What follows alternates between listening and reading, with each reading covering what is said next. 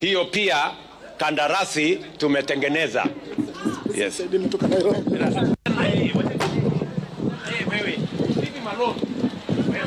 Sio tukio geni chini ya utawala wa Rais William Ruto, ila leo ilionekana kupita mpaka. Lakini je, kuna utepetevu ndani ya kitengo cha usalama wa karibu wa rais katika hafla za umma, na ni nani wa kulaumiwa? Rais anapopanda jukwani kutoa hotuba yake, kwa wengine inaonekana kama fursa ya kumfikia na kujitetea. Matukio kadhaa hapo nyuma yameangaziwa na kudhihirisha jinsi ambavyo yanahatarisha maisha ya rais, japo mara kwa mara maafisa wa usalama wameonekana kuwakamata baadhi ya Wakenya kabla ya kumfikia.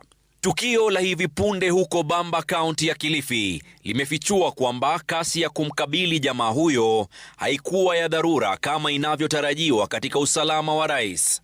Usalama wa rais japo ni siri kubwa, kwani inahusu usalama wa nchi kwa jumla, uwajibikaji wa mamia ya maafisa wa polisi na wale wa kitengo maalum kinachomzingira kikionekana kuwa suala linalohitaji kuangaziwa. Hata hivyo, rais aliendelea na hotuba yake licha ya mtafaruku huo. Huyo kijana hana